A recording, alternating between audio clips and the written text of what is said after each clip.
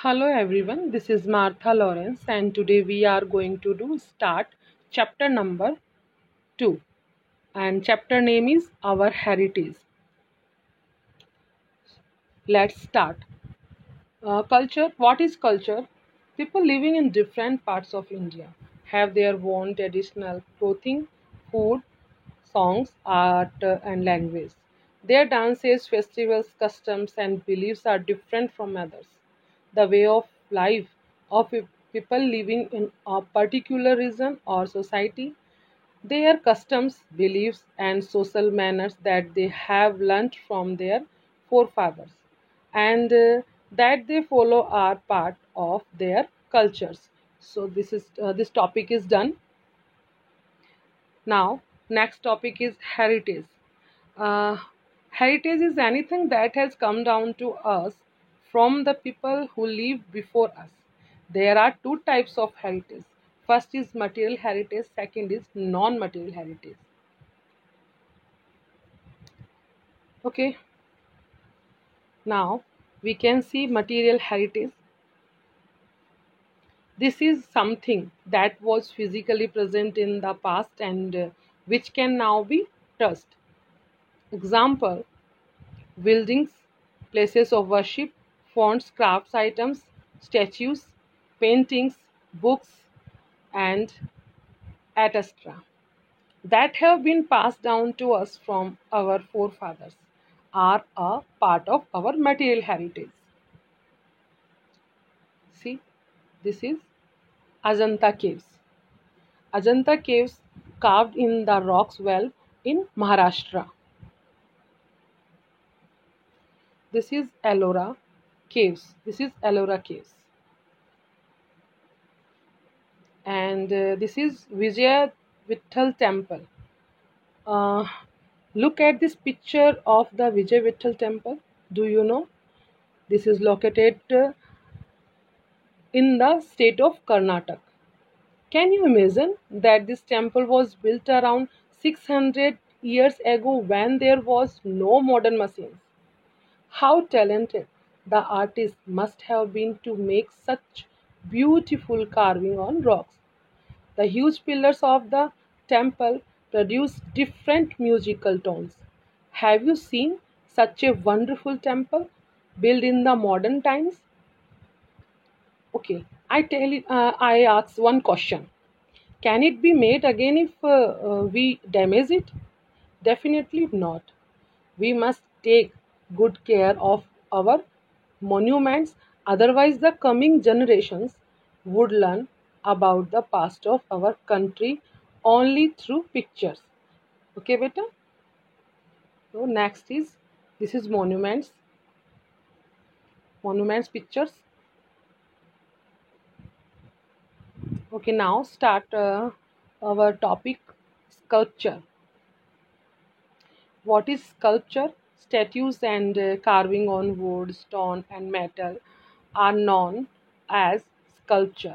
The sculptures, paintings, and craft items like toys and pots made in the earlier times are studied by the historians to know about our past. So, this is sculpture, and this is toy. Look at this picture carefully, everyone. Yes, here is a toy car. What is this? Toy car. This is toy car with which children of the Harappan town played. The toy car tells that the Harappan people must have used pots for storing things. Bullock carts seem to be a popular means of transport during those times. So this is done. Okay, look at this picture, everyone. Yes, what is this? Do you know? Look, this is floral designs. This wall painting from a Mughal monument shows that the floral designs were very popular during the those time. Okay, beta. So this is floral designs and wall painting.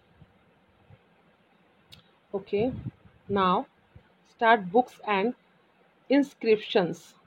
books and inscriptions or words written on hand surface like metal and rocks form an important part of our material heritage.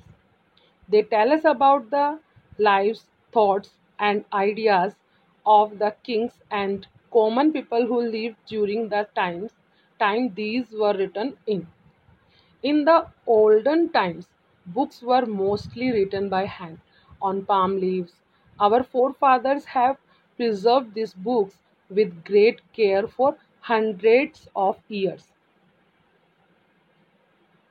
See this book written by hand on palm leaves. Look at this. This is palm leaves. Next is this book written by hand on copper plate. Oh, so let's start now with non-material heritage. Uh, these include traditions and culture that are passed on from generation to generation. These can be felt but not touched.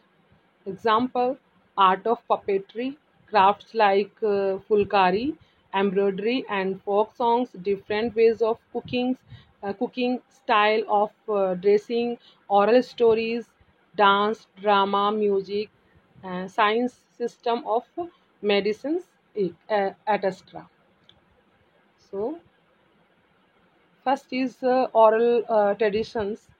Oral traditions, as very few books were available during these times. Students would memorize that they were taught and pass this knowledge to the next generation orally. The craftsmen like potters and weavers also kept their skills alive by teaching them to the next generation orally. So this done, and oral teaching in the past. Look at this picture carefully. Okay, uh, puppetry show, and look at this picture. Uh, an artist telling stories during a puppet show. Okay, and now start performing arts. What is performing arts? So, dance, drama, music are called performing dance, and they are a part of our non-material heritage. In India, Natya Shastra is the oldest text on performing arts written by says Bharat almost 2500 years ago. Till today, most performing arts in India follow the rules uh, written in written in Natya Shastra. So, this is performing arts, and first is dance. So what is dance? Most part of India have their own dance forms. The dance form in India can be divided into too many types. First is classical and second is folk. Most of the classical dance of India were used as a form of worship in temples of different types of India. So they have religious themes, and the main classical dance form of India are Odissi, Manipuri, Bharatnatyam, uh, Kuchipudi, Kathak, and Kathakali. And the classical music and dance have been passed on in the Guru Shishya traditions. This means that the knowledge of music and dance is passed on from the teacher to the student. Okay, and the second is drama. So, drama. What is drama? The artist of the Indian folk theatre have an attack and attacked the stories from the Ramayana and Mahabharata since many generations. Folk theatre is known by different names such as Nautanki in North India, Tamasa in Maharashtra, and Jatra in Bengal. And next is music. What is music? Musical classical music, which developed in the North India, is known as the Hindustani music, and the form of classical music which developed in South India in called Carnatic. So North India music is Hindustani music, South India music is Carnatic music. So this is done, and I shall tell you some lines. Though both the Hindustani as well as the Carnatic music are based on rags, yet they are very different in style. Each Indian classical musician belongs to a particular school of music known as Gharana. Okay, beta? So this is done. See, look at this picture. This is Ghumar, and Rajasthani dancers performing Ghumar, the folk dance of Rajasthan. Look at this picture. This is Ghumar, and this picture is Gond dance, and Gonds performing tribal dance during their religious festival. Okay, so now we can see waving. Weaving pottery, shawl making, carpet making, painting, sculpting, and making wooden and brass item, at extra. Look at this picture. Yes, look very carefully. A Kashmiri craftsman making beautiful carved wooden item. And next is cloth making. Excellent quality cloth is produced in India. Such state of India makes its own special cloth. Uh, Look at this first picture. This is a postage stamp showing the Kalamkari art of Andhra Pradesh. Kalamkari arts. And second is, this is Banarsi silk sarees and hand woven Banarsi silk sari with golden thread. This is famous silk sari from Kanchipuram. Okay, so this is our cloth making. Okay, next is Ayurveda. So what is Ayurveda? Do you know what is Ayurveda?